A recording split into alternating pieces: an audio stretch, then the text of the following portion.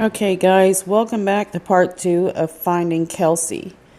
And if you're not familiar with this story, guys, I have videos that can update you. I'm going over some of the documents that they're sharing with us, and it goes into a pretty decent detail. They do leave some things out, but I find them, in other ways, and I will be sharing this once we go through all the documents. All right, so we're going to be going over the search warrant for 12/06/2018, and this is approximately 11:55 a.m. Okay, so the crime scene analysts come from the CBI arrived and began processing the residence. And with the help of Kelsey Berreth's family, remember now, the cops had already come into the place. They didn't see anything out of the ordinary, but Kelsey's parents come to the house, clean it up, they stay there, and they find a blood spot on the toilet. And this is why the analysts are here looking for blood residue. At the time, they were not sure it was blood. They did have it tested, and it turned out to be Kelsey Berreth's blood. So they begin their presumptive chemical tests. And what they're doing is they're looking for other indications of blood anywhere in the bathroom. So this chemical, when they apply it to an area, it gives like a blue fluorescence color and saying, this is where blood is. It's basically an arrow saying it's me. So after they applied it all over the bathroom, this is the areas that they found blood. The bathroom floor, side of the bathtub that was next to the toilet, ceiling above the toilet, the wall with the towel rack, base of the trash can that was between the toilet and the bathtub, a portion of the vanity countertop, wall outlet, vanity cabinet, hinges on the vanity cabinet and the doorknob on the interior of the bathroom door, lower hinges of the interior bathroom door, and the GFI outlet and outlet plate. Now it's at this point that I believe on this area of the document, during an interview between Officer Huber and Cheryl Barth, Cheryl told Officer Huber that Patrick told her that the last time that he had spoke to Kelsey was on November 23rd, 24th, and 25th. Now, Officer Huber, on December 5th of 2018, she works for the Woodland Park Police Department, was reviewing information gathered regarding Kelsey's disappearance and recalled Williams' log furniture. Realizing that they had a security camera, she wanted to go look at the security video for that store. She thought maybe they could pick up something since it faced the intersection of Highway 24 and Fairview Street, especially North Fairview. I'm sorry, I can't speak. Fairview Street. So she went to the store and requested a video. She was looking for a 2011 Chevrolet Silverado with Kelsey driving. She said that she actually observed a red Chevrolet Silverado traveling westbound Highway 24 turn north onto North Fairview Street at 12:37. She goes on to request copies of all the video available. Then she says she realized that Patrick was the last person to see Kelsey prior to her disappearance, and Patrick had a red Toyota pickup truck. She recalled her discussion with a Walmart asset protection on December 3rd, 2018. She remembered he had informed her that he didn't see a red Chevrolet Silverado, but he did see 3 other red pickup trucks between 12:30 and 1 o'clock on November 22nd. She thought she remembered that they had told her that they had seen a red Toyota truck. She reviewed the tape. She said, "I seen Patrick exit his red Toyota Tacoma, get a car carrier with a baby out of the passenger seat, and enter Walmart." This occurred at, well, I guess we can't finish that one because I'm gone to page 8 and there seems to be stuff missing like I had mentioned before. Instead, it jumps back to Cheryl tells Agent Slater, "Kelsey has never gone this long without contacting family, especially her. Kelsey does not have a history of disappearing, running away, or leaving without a trace." Cheryl stated that she believes that Kelsey is deceased.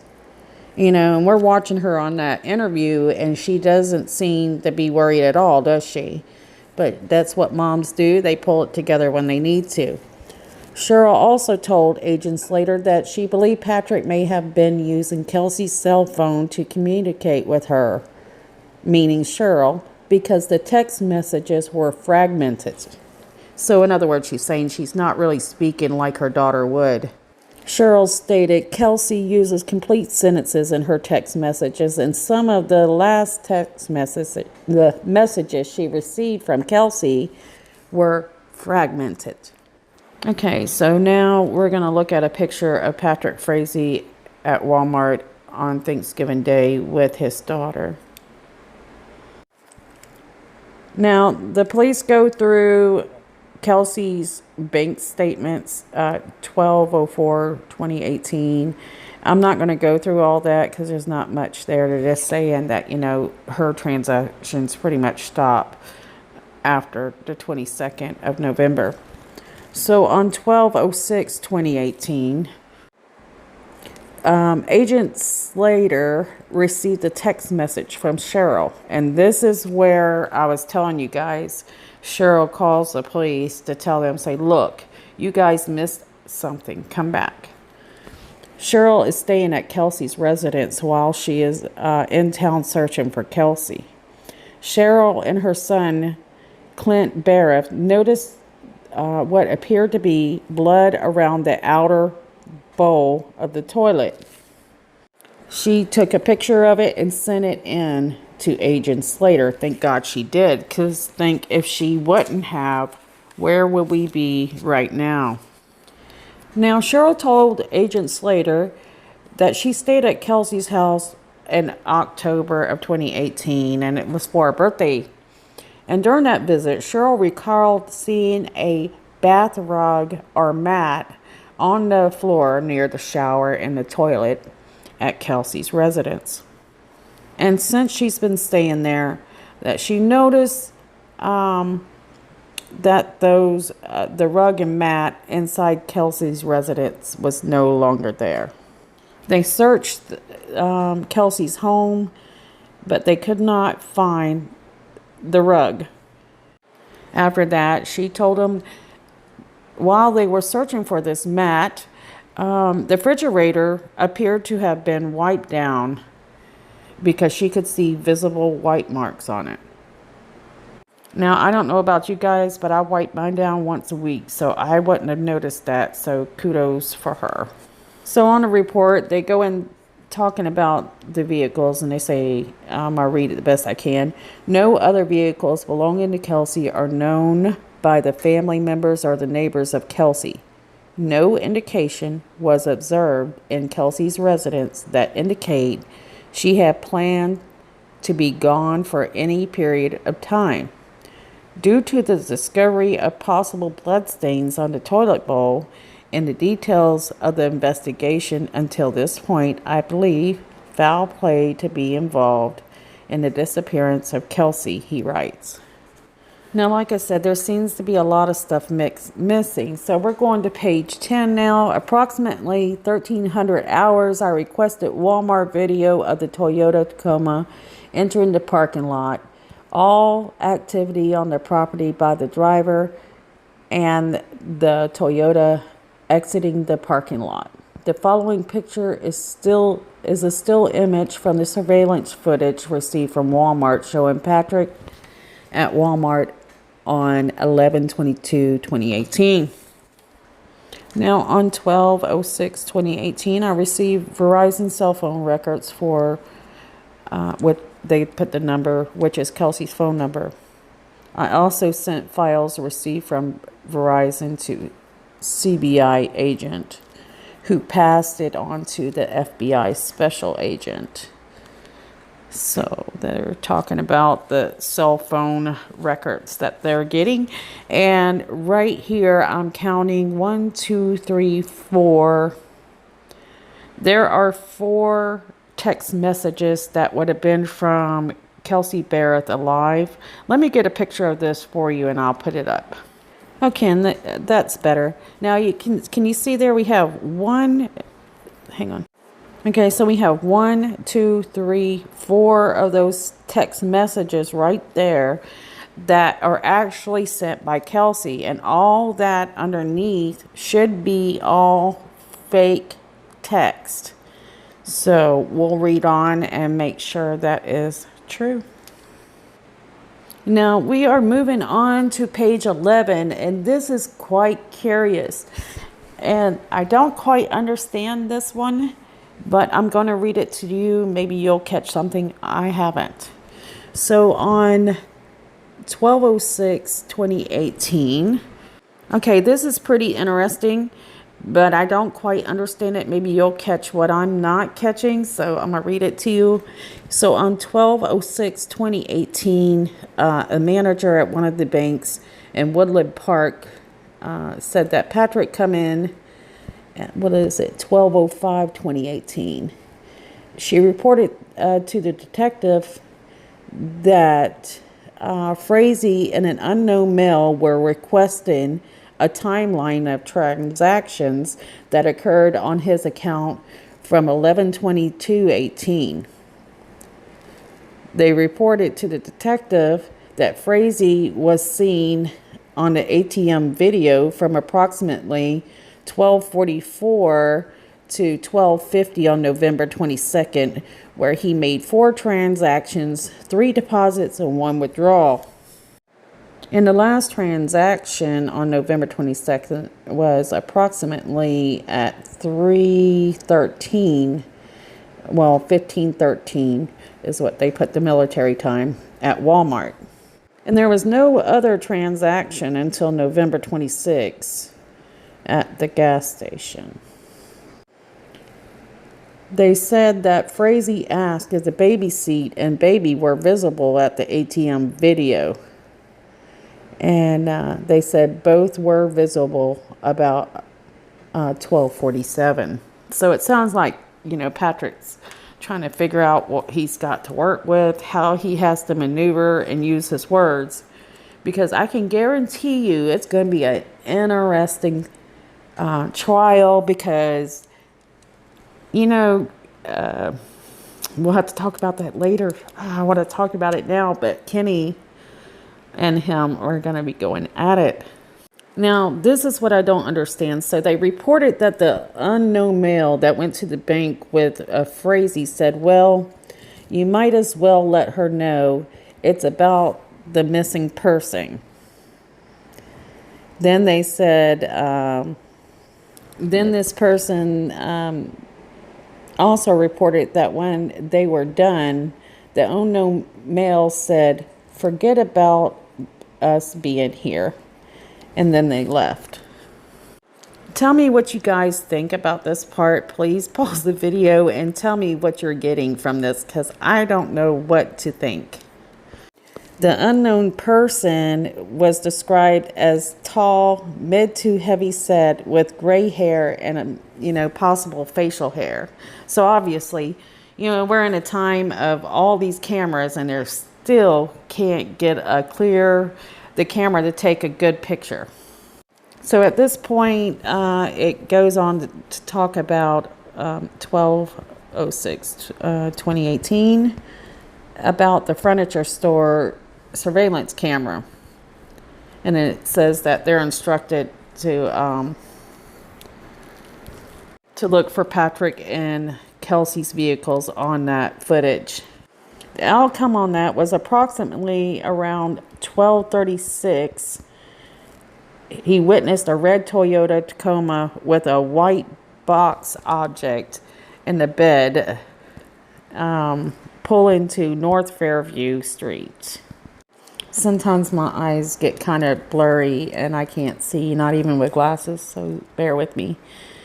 And it pulled from State Highway 24 and headed northbound up North Fairview Street. Approximately at 12:37, they witnessed a red Chevrolet Silverado matching the vehicle description of Miss Berreth pull into the frame of the surveillance footage from State Highway 24 and head northbound on the North Fairview Street, which was also picked up coming out of Safeway about that same time.